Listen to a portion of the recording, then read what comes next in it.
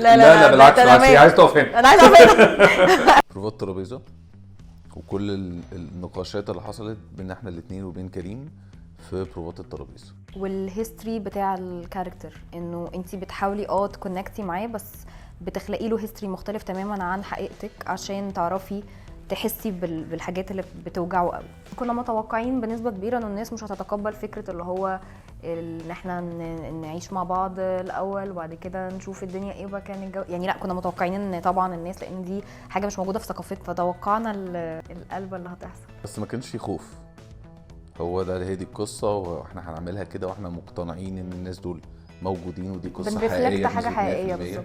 وحوالينا على فكره، يعني هو مش يعني دي اقليه جدا بس هي موجوده، فتمام خلاص احنا بنحكي قصه احنا عارفين ان هي حاصله كده وفاهمينها كويس قوي وعارفين الشخصيات عامله ازاي، فتمام. بالعكس على فكره ساعات بيبقى فيه شويه حماس كده لما تبقي عارف ان القصه هتكهرب الناس والناس تقول لك ايه ده وده مش ثقافتنا ودي مش عاداتنا، عشان هو كرياكشن ده مش منطقي. انت اتفرج على الدراما واحكم هي حقيقيه ولا لا. فكره بقى الصح والغلط، التقاليد، عاداتنا، كل ده بالنسبه لي بيختلف من شخص للتاني. صح انا موافق، بالنسبه لي كل واحد يعمل اللي هو عايزه، مفيش حاجه اسمها راجل وست، عادي بني ادمين لو تقدر تشتغل حاجه انت بتحبها independent. وان هي لو برضو في ناس ضد مثلا قرار معين لو هي مقتنعه بيه هي هتعمله. انا مع كريم الشناوي بحس ان انا عارفه افكر بطريقه واضحه وعارفه اطلع حاجه بجد جوايا، وحتى لما بسرح هو بيحطني على التراك بطريقه بيخليني اشوف الصوره واضحه. محدش بيعرف يعمل ده بسهوله بصراحه. مريم كمان عندها الميزه بتاعت ان هي بتعرف توصف قوي المشاعر او كده، في مساحه ان ان الناس تتكلم والناس تسمع بعض، دي حاجه مش بتبقى موجوده كتير. انا بحب اشتغل مع كريم قوي بصراحه ومريم. انا كريم بالنسبه لي هو تقريبا هو اكتر من نص كاريري لغايه دلوقتي. انا ده رابع مشروع بقى اون سيت فيه مع كريم. فالمسلسلات اللي انا عملتها تقريبا مع كريم قد المسلسلات اللي انا عملتها بره كريم. زي ما اسماء قالت، حته الافكار وحته الكلام وحته ان احنا كلنا مع بعض، مريم بتحب ده وكريم بيحب ده واحنا بنحب ده. حته التعاون دي ان احنا بنخلق حاجه مع بعض ليها متعه مختلفه خالص، غير ان انا ابقى بعمل مشهد حلو او انا عامل ده او عامل كاركتر حلو. في حاجه عاملينها مع بعض ليها طعم كده مختلف خالص. كريم بيحب يسمع قوي وبيحب ياخد من كل الناس. وفكره بقى ان احنا داخلين مشروع مع كريم، هو بيبقى الى حد ما قبل ما تخشي انت عارفه ان هو مشروع كسبان، عشان انت عارفه مين الاقسام اللي جايه معاكي، انت عارفه الصوره هتبقى عامله ازاي زي ما احنا شايفين هنا، المزيكا عامله ازاي، الاديتنج، الكتابه اصلا طبعا الاساس، وعارفه ان كل الممثلين اللي حواليكي انت عايزه تشتغلي معاهم. بس انا بالنسبه لي اسماء بقى بالاخص، احنا ما اتقابلناش في زيزي، احنا اتقابلنا في لعبه النسيان، ومن ساعتها انا نفسي نشتغل مع بعض تاني. بحس ان دايما مسموح ان انا اخش وادي رايي ونقعد ونتكلم ويلا نعمل ميتنج 3-4 ساعات وقول لنا رايك وحابين ده. مفيش فكره انا الهيد رايتر او انا الشو رانر وانا اللي بعمل ده. دايما بحس اللي هو قولوا كل اللي عندكم وبيتاخد وبنتكلم، ولو حاجه صح صح، لو حاجه غلط لا بس خلي بالك ده هيرفلكت في الكاركتر بالطريقه وهكذا. ده حقيقي ممتع.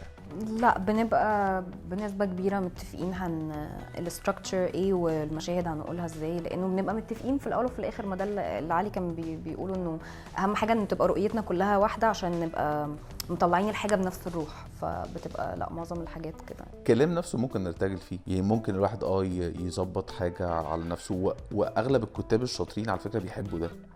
قولها بطريقتك، لو في الاخر انا عايز بيتس معينه، عايز بينج بونج معين منكم، بس في حاجات ستراكشر مفيش فيه هزار. يعني مثلا ستراكشر الخناقه بتاعت الحلقه الثانيه ده اولموست جراف، يعني احنا عارفين ان احنا مبتدئين من هنا وطالعين هنا ونازلين خالص هنا. احنا كنا سامعين يعني انا سمعت عن 7 year itch قبل كده، بس ما سمعتش عن علي كان بيقول في 8 سنين و9 سنين وكده. النظريه ليها فاريشنز كتيره، بس يعني هقول برضو انه لا، انا بالنسبه لي اللي عايز حاجه تو ورك اوت هتورك اوت، اللي هيقعد ياتراكت ومستني ان الحاجه تبوظ عشان دي السنه السابعه هتبوظ. يعني اتس اول اباوت اتراكتنج انرجي.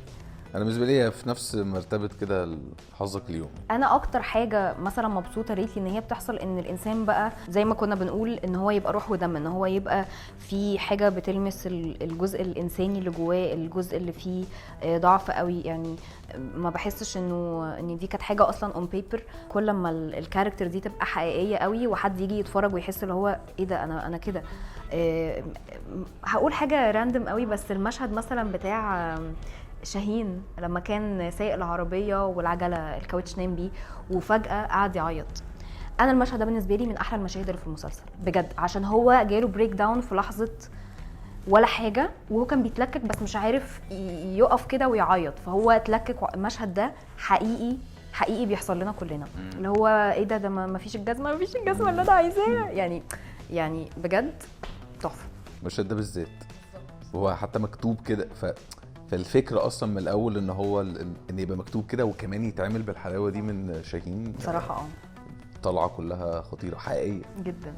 اعتقد في السن الكبير ما بشوفش فيه كاركترز كامله قوي، بحسها ادوار اكتر ثانويه، فنفسي اشوف حد عنده 70-80 سنه وفي كاركتر بروفايل عظيم، ونفس الحاجه في السن الصغير خالص، ان يبقى الموضوع معقد جدا. السن الصغير ممكن اكتر سن. انا لما هاجي هقرا حاجه هحس قد ايه هي مثلا محتاجه شغل، محتاجه اظبطها. بحب الحاجات الصعبه، بحب الحاجات البعيده عشان اعرف ازاي هقرب لها، بس مش عارفه ايه في دماغي حالا حاجه انا عايزه اشتغلها. مش عارفه. كل فتره بيبقى عندي اجابه على فكره. انا تقريبا عمري ما بيبقى عندي اجابه، بس لا مش حاسه الفتره دي ان انا عندي حاجه بصراحه. مفيش حد. لا مفيش. الحلو انه يحصل اللي حاصل دلوقتي، الديبيت بتاع مين صح مين غلط. بالظبط. انه ايه ده انا متعاطفه معاها، بس في المشهد الجاي لا انت غلط ومستفزه، بس اللي بعده ايه ده انا معاكي. فده اللي حاصل، وده اللي احنا كنا حابين يحصل يعني حقيقي. دايما الستات تتسمع وتتصدق، وانه دايما يبقى عندهم المساحه ان هم يعبروا عن اللي هم حاسينه بحريه ومن غير خوف، وان هم يحققوا اللي هم عايزينه بنفس المقدار بتاع المجهود بتاع الراجل. ما تعملش اضعاف اللي هو بيعمله عشان توصل لنفس المكانه.